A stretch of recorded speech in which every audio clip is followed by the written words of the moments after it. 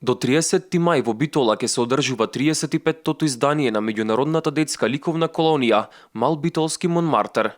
Манифестацијата што ја организира детското ликовно студио Свети Кирил и Методи беше отворена синоќа во старата битолска чаршија со изложба и огномет.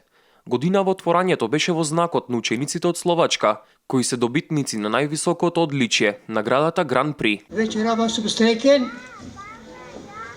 Благодарам што дојдовте сите.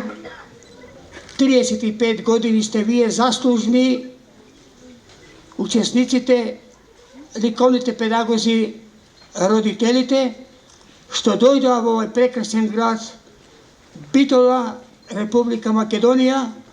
Јас можам само да ви речам, благодарам многу што сте тука со нас. Според востановената традиција, на 29 мај децата од светот на плоштадот Магнолија во Битола ќе цртаат на тема Олимпијадата во очите на децата, а најдобрите ликовни творби ќе бидат представени во Олимпиското село на предстојните летни олимписки игри во Рио де Жанеиро. На меѓународната детска ликовна колонија годинава учествуваат ученици и нивните ликовни педагози од Словачка, Кина, Русија, Турција, Украина, Србија, Бугарија, Малезија, Романија, Полска, Индија, Египет, Тајланд и од Македонија. Мал битолски Монмартер се реализира со поддршка на повеќе приватни компании од Битола и со финансиска поддршка на Министерството за култура и Министерството за образование.